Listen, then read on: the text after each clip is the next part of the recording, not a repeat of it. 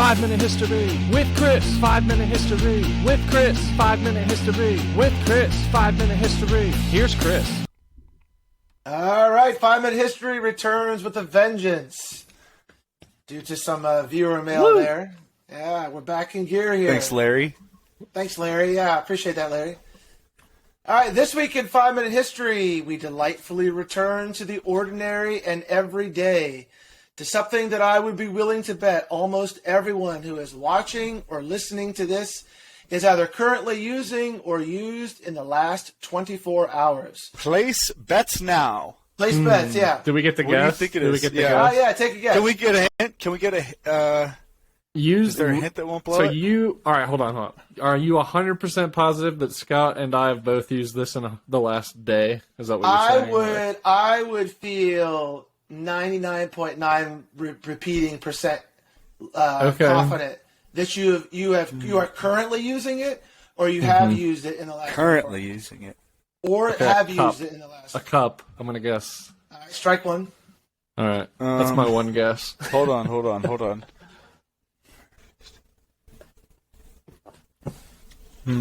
Currently using it or have used it. Last 24 hours.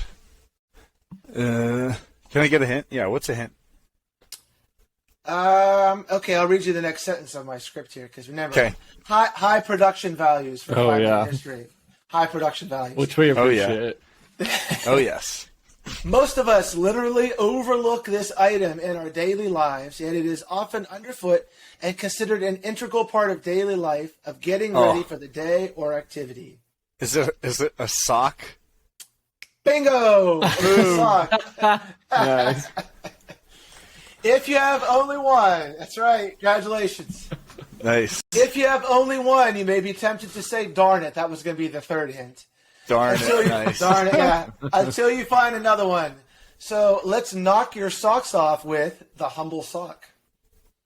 The modern word sock comes from the English word sock, S-O-C-C, which meant light slipper. Comes from English sock.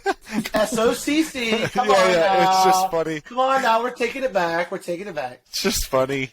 Which meant light slipper, with the word first coming into its present spelling and usage about the 14th century.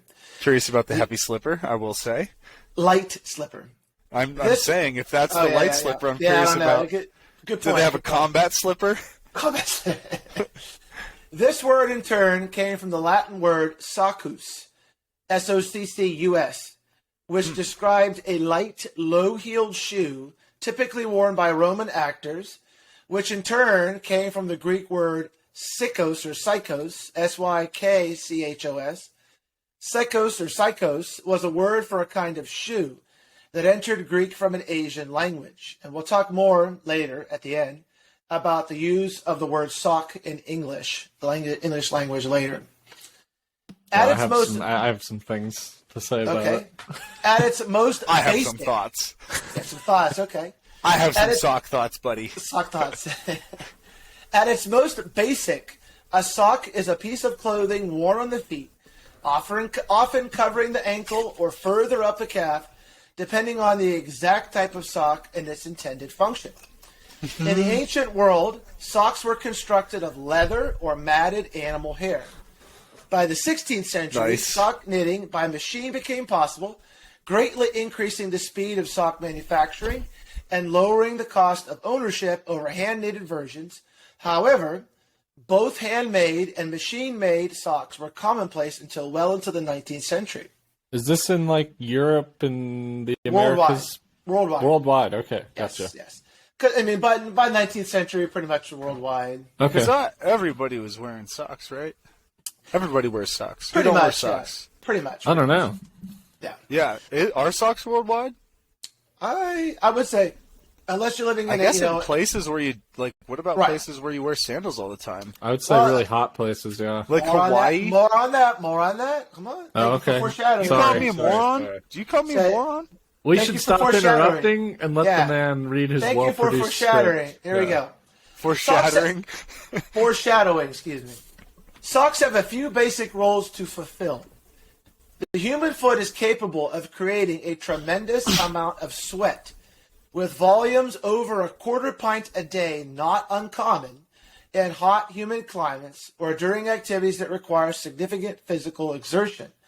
Socks absorb the sweat created by the foot and wick it away to areas where evaporation might be possible.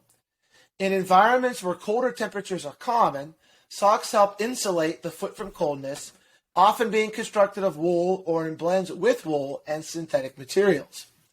Historically, hand knitting socks was a time-consuming process, which meant the resulting pair was expensive to own and frequently affordable only to the rich. Some parallels, by the way, with our first 5-minute history with the fork. Mm-hmm. Poorer individuals wore foot wraps, which were simple cloth wrapped around the feet. Interestingly, foot wraps remained in widespread use among Eastern European military forces until the early 21st century, owing to their lower cost, shorter drying periods, and greater resistance to wear. It was easier definitely think about like martial artists and stuff with those foot wraps and. Yeah, they didn't. They're not wearing that. Yeah. With Eastern European, we're talking like Poland, Southern European, Russia, right? Yeah, Eastern European, less east, less east. Yeah. It was easier for a soldier to reposition a foot wrap if it became torn than it was with a sock. The Greek poet Hesiod, writing in the 8th century BC, stated that the Greeks of that time wore piloi, P-I-L-O-E, made from animal hair. Later Romans preferred foot wraps when they wore socks at all. By the 2nd century AD, Roman udones, U-D-O-N-E-S, were perhaps the precursor to the modern sock, being a foot wrap sewn together, basically. And then what else did they wear? Was it just this thing? A lot, unless you were a Roman, soldier in colder climates, pretty much they wore sandals. That was it. Yeah. Okay. Yeah, pretty this much. and sandals, maybe? Yeah. Okay. We're getting there. Between 300 to 500 AD, the Egyptians created the first knit sock that had split toes, enabling the wearer to wear them with sandals in a process called nail binding, N-A-L or N-double-A-L binding. By the 5th century, puttees, P-U-T-T-E-E-S, symbolized religious purity in Europe. And if you've ever seen a picture of a World War I era soldier, whether it's America or somewhere else, puttees or leg wraps were a common feature of a soldier's uniform, being visible even on the outside of the pant and foot. If you imagine, a foot, and then you have the wraps that go around it, that's technically a puttee. Back to today. By the Middle Ages, pants... do you have pictures that you can share? I'm gonna post as he's saying this. Like I'm gonna needs put for up. me. Okay, yeah, but no need to screen share. No need to screen share. P-U-T-T-E-E. I'm seeing it. Yep. Okay. Yeah, it's kind of like a gator almost. Yes, it's like a very tight gator. It's all kind of closely related here, right? Yeah. Yeah. I'm planning on as he's reading the script, getting pictures of what he's talking about and having it on screen. Yeah. I'm just also very confused. Yeah, for sure. By the Middle Ages, pants or trousers, as they are more correctly termed, had gotten longer, and the sock became a means of covering the lower part of the leg. Socks of this era were often brightly colored and fit tightly over the lower part of your leg. As elastic had not yet been invented, garters were needed and typically were attached just beneath the knee on the leg. When pants made their transition into breeches, so short pants, socks necessarily became longer and more expensive. Think of breeches like Revolutionary War, Founding Fathers, that kind of thing is a breech. Tightly fitting, where was I here? Prior to then, socks had been a status symbol, with French and Italian aristocrats leading the way. Tightly fitting long socks that would more closely resemble what we would call today leggings allowed the wearer a great deal of movement and ease of movement. Plus, pay attention, gentlemen, it showed off a men's calves, widely considered a sex symbol, and were often part of outerwear visible to the observer. So in medieval times, Middle Ages times, the shape of your calf, the size and shape of your calf, was considered more hot than something else might be, if you could think of it. My calves are dead sexy. Your calves were dead sexy. Ladies like my calves. The ladies would definitely look down at your calves. Yeah. So I will say I've definitely seen like painted pictures with guys that I've thought like, wow, that's a very accentuated calf. Like when I think of this era of painting, I think like they have very thick calves. Shout out to one of our listeners and person with great calves. Ziggy has some of the greatest, best looking calves I've ever seen. Yeah. Next time he's the hardest worked calves. Oh yeah. Next time he's on, we'll have to remember to get him to show them because you guys think I'm. But dude, this guy's calves are immaculate. Continue, Chris. His calves are dead sexy. Back in those days, yes. All right, let's continue. In Scotland, the Argyle sock is thought to derive from this history, as the patterns would display a man's familial heritage, much in the way a tartan would. In 1500s England... That'd be pretty fucking cool. Have, socks that tell my life story. That's exactly what it did, yep. Seuss socks like, with, Seuss Turtle Island, all kinds of cool shit. In 1500s England, laws were created to ensure everyone wore the correct type of socks. The knitting machine was invented in 1589 by the English priest William Lee. Lee sought a royal patent to make socks for Her Majesty, Queen Elizabeth I. However, Lee's socks were made of wool and uncomfortable to wear because of that. Also, Elizabeth was concerned that such a machine would take away jobs from hand knitters, so she ultimately refused Lee his patent. However, Lee was not easily deterred. King Henry IV of France was impressed by Lee's invention and granted Lee the royal patent he sought in France to produce stockings or socks. Lee's designs were eventually copied across Europe and then the world, greatly lowering the cost of sock manufacturing and purchasing. The Industrial Revolution only continued this process, driving down sock manufacturing costs even more. Socks can now be produced several orders of magnitude faster than hand methods ever could. Prior to the invention of nylon in 1938, socks were made almost exclusively of silk, cotton, or wool. The introduction of nylon made socks typically composed of a blend of fibers, a process that continues to this day. Fort Payne, Alabama, was regarded as the sock capital of the world, as nearly half of all socks manufactured worldwide were made there up until the early 21st century, employing over 7,000 workers. Want to take a guess? Want to take a guess where the sock manufacturing capital of the world is today? China? I was going to say, you shouldn't really need a guess. Yeah. Shouldn't really need a guess. Yeah. China or India, I don't know. Yeah. Little places for those people. Yeah. Yep. Recently, Datang, China, D-A-T-A-N-G, China, has taken that title as the world's largest sock-producing area, naming itself Sock City, producing 8 billion pairs of socks each year. Today, socks come in no-show styles, ankle length, quarter length, crew length, mid-calf, knee-high, and even thigh-high socks, commonly worn by women under dresses or skirts, often for erotic purposes, by the way. That's why. However, I was going to ask you, but I didn't know if you were comfortable sharing. However, when I throw on my white champion socks, it's to look a bit sexy. It's because the ladies like my calves. However, simply wearing the clothing item is not the only use of socks historically or today. Socks are used during Christmas traditions as a location of Santa Claus to place presents after descending the chimney on Christmas night.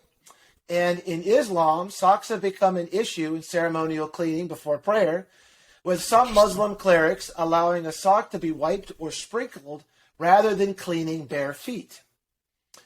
Now to return to the use of the word sock in English. To sock someone, as in beating them, first came into English around 1700. Socking away money for savings first appeared in 1942, approximately. Sockdologizing was probably among the last words heard by President Abraham Lincoln during the 1865 performance of Our American Cousin, the play during which he was assassinated, with John Wilkes Booth waiting until the line was said and the ensuing laughter to cover up the sound of the fatal pistol shot. In this sense, the word sockdologizing, bizarre in modern English usage, meant a conclusive argument or a decisive blow. So there we have it. The humble sock. Wow. Yep. Thank you. Nice. Yep. Interesting. Nice. So it kind of seems like the trend of the sock is towards the minimum, I will say. It seems like the sock is getting smaller. Is that fair?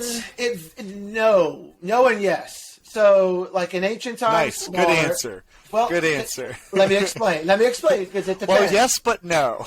It depends. Like most things in history, it depends. As pants got shorter, longer, or weren't there, socks would get shorter, longer. If you want to see, and I wish I had one ready. I should have done that, but I did not. There's a couple excellent videos on YouTube of Revolutionary War or 17th, 18th century reenactors, and forget the women for a second, but it shows exactly what was needed, I guess, for a man to get dressed at that era. And you see all the various layers, but one of them are the socks, which are quite long. So, interesting. Yep. Mm-hmm. Hell yeah. I look forward to finding all the images and stuff to go along with you talking there. I think it's going to look cool. Yeah. So, breeches, look up now binding. All those terms. There are pictures. Oh, I noticed. There are pictures in Wikipedia that you are free to use. So.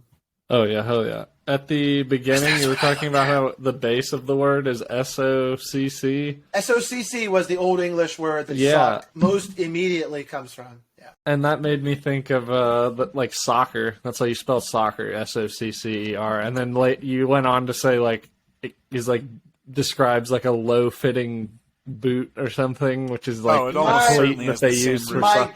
My guess would be the same root. A game that you play with your foot and the thing you put on with your socks foot. on. Yeah, and actually, originally with socks. Yeah. Anybody who's a fan of us Americans say soccer will know that like people, Europeans and others will like to laugh, like joke that no, it's actually called football. That soccer actually came from England. They invented that. Can I give a shout out to Ramiro and all the other soccer fans that might watch this podcast? Hey, yeah. There you go. Respectfully declined. No shout out. No shout out. Shut it down. In case you didn't know, the word soccer actually was created by the English. There are still living older English people that like were around when they used soccer for calling that game. So it's all silly when they make fun of it for not being called football. There you go. But interesting. Not surprised that at one point the sock was like a symbol of the elite, but definitely seems like an item that you could have one. Yeah, fancy. If you had brightly colored ones, multiple socks. Fancy socks. Yep. Yeah, definitely. Prance around the streets and show all the peasants my colorful socks. Yeah. Yep. All the ladies love my socks because they know it shows I got big.